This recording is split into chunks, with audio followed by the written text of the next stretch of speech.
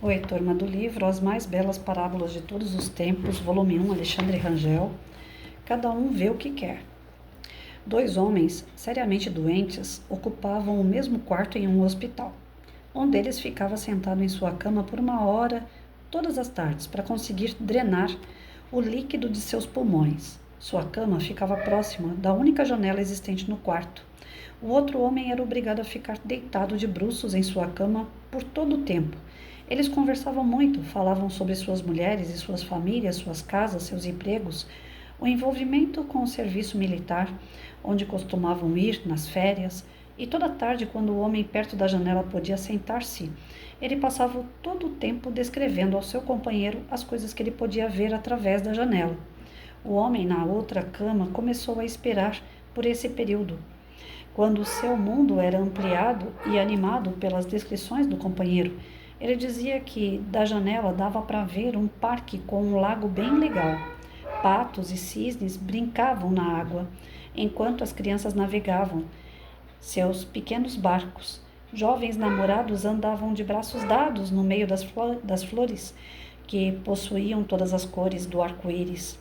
Grandes e velhas árvores, cheias de elegância na paisagem e uma fina linha, podiam ser vistas no céu da cidade.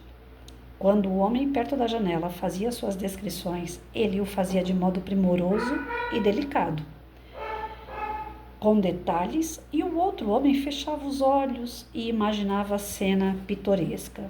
Numa tarde quente, o homem perto da janela descreveu que havia um desfile na rua, e embora ele não pudesse escutar a música, ele podia ver e descrever tudo. Dias e semanas se passaram. Certa manhã, a enfermeira do dia chegou trazendo água para o banho dos dois homens, mas achou um deles morto. O homem que ficava perto da janela morreu pacificamente durante o seu sono à noite. Ela estava entristecida, chamou os atendentes do hospital para levarem o corpo. Assim que julgou conveniente, o outro homem pediu à enfermeira que mudasse sua cama para perto da janela. A enfermeira ficou feliz em poder fazer esse favor àquele homem e, depois de verificar que ele estava confortável, o deixou sozinho no quarto. Vagarosa e pacientemente, ele se apoiou no cotovelo para conseguir olhar pela primeira vez pela janela. Finalmente ele poderia ver tudo por si mesmo. Ele se esticou ao máximo, lutando contra a dor para poder olhar através da janela. Quando conseguiu fazê-lo, deparou com um muro todo branco. Ele então perguntou à enfermeira o que teria levado seu companheiro a descrever-lhe coisas tão belas todos os dias, se pela janela só dava para ver um muro branco. A enfermeira respondeu que aquele homem era cego e não podia ver nada, mesmo que quisesse. Talvez ele só estivesse pensando em distraí-lo e alegrá-lo um pouco mais com as suas histórias. Gente, que história bonita, né? Pois é, cada um vê o que quer. Isso é verdade. Nós podemos, mesmo sem ver, imaginar. E a imaginação, ela pode trazer uma alegria, ela pode trazer um conforto, ela pode balsamizar a nossa estrada. É como se a gente criasse o nosso próprio mundo, aquele mundo colorido que tanto a gente deseja. Eu lembro que o meu pai internado, ele me ensinou muito com essas coisas, né? O meu pai, ele ficou internado com mais 2 doentes no hospital. Então ficavam ele no cantinho da cama e mais 2, um no meio e outro na outra ponta. Ele ficava mais próximo da janela, né? E tinha uma televisão no quarto. Então todos os 3 poderiam se distrair com a televisão. Mas quando eu chegava para visitar meu pai ou para ficar com ele no hospital, ele falava assim: o que mais me distrai aqui é fofocar a vida dos outros. Filha, hoje eu vi isso, hoje eu vi aquilo, gente correndo lá embaixo, deve ter acontecido alguma coisa, eu vi uma ambulância com a sirene ligada. Então, assim, ele não queria ver a televisão, aquilo não distraía ele queria ver o que ele desejava ver. Então, ele olhava para o outro lado. E o outro lado, essas fofocas que ele dizia, era chamava mais a atenção dele porque era a vida real acontecendo lá embaixo. E a televisão nunca foi assim, algo que prendesse tanto a atenção dele, de forma que ele levasse sério os noticiários, essas coisas, né?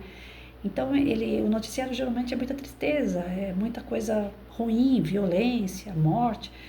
E ali naquela janela do quarto, ele via a vida como ela é. Pessoas que oravam pelos seus entes, que sentavam no pátio do hospital para orar pelos doentes, pessoas que chegavam doentes, mas também aquela alegria da movimentação de pessoas que saíam dos hospitais, do hospital, né? Desculpa. Porque já passaram pela sua fase ruim e ele tinha aquela esperança, logo sou eu que também vou, né? Então, algumas coisas que a gente vê nos entristecem. Aquele homem cego da história, para que ele ia entristecer ainda mais o seu companheiro de jornada? Para que ele ia se entristecer com pensamentos negativos? Então, ele pensava positivo e levava essa mensagem boa para o colega. E esse colega se esforçou a se melhorar diante da esperança de ver o que aquele amigo via, e que na verdade era um cego, e ele só imaginava, ele só criava aquelas situações. Nós temos o livre-arbítrio para escolher a dor ou a alegria, o livre-arbítrio para escolher o melhor ou o pior, para seguir coisas boas ou coisas ruins, ouvir música boa, ouvir músicas ruins. Nós temos essa livre escolha.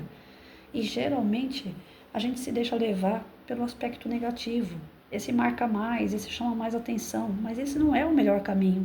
O melhor caminho que motiva, que dá alegria, que dá aquela sensação de que eu também consigo, eu também vou alcançar, é o lado bom da vida. Tem uma mensagenzinha de Facebook lá, né, uma figurinha, aquela árvore, eu acho que é IP, se eu não me engano, que ela derrama muitas flores em determinada época do ano. E aí, uma pessoa varrendo a calçada, reclamando das flores jogadas na calçada, porque ela tinha que varrer, dava trabalho para ela. E um casal passando e olhando para aquelas flores, e olhando para o chão, e vibrando pela beleza daquelas flores. Então, nós podemos duas coisas, ou reclamar pela beleza, ou contemplar a beleza. Tudo tem um preço. Nada que vai nos acontecer, que a gente vai ver, vai ser totalmente maravilhoso. Vai ter o aspecto negativo, mas a gente pode reforçar esse aspecto negativo ou não. Está na nossa mão. Isso na sala de aula, que esse canal é voltado para a educação, isso na sala de aula é importantíssimo trabalhar com o aluno. Você pode falar para o aluno, ou você acredita que você é capaz diante da sua dificuldade, ou você se abate diante dela e recua, e não avança, e não busca se melhorar. Na sua casa, mesma coisa. Quantas vezes a mãe vê a louça suja e acha aquilo o fim da picada, porque é ela que vai ter que lavar. Mas tem também uma charge que fala, se você tem uma louça suja, é porque graças a Deus vocês tiveram um alimento para se alimentar. Basta você ter outros olhos de ver isso. Se você reclama que vai lavar a louça, agradeça que você tem as mãos, que você tem força para lavar a sua louça. Já pensou se você não tivesse as mãos, como é que você ia lavar uma louça? Não ia ser pior? Então a gente tem que ter os bons olhos, a gente tem que aprender a conviver com as situações tendo um lado positivo. Ontem eu peguei a estrada com uma amiga minha, nós pegamos neblina, cones, porque a estrada estava em reparo e a estrada estava muito difícil para andar, uma serra com curva.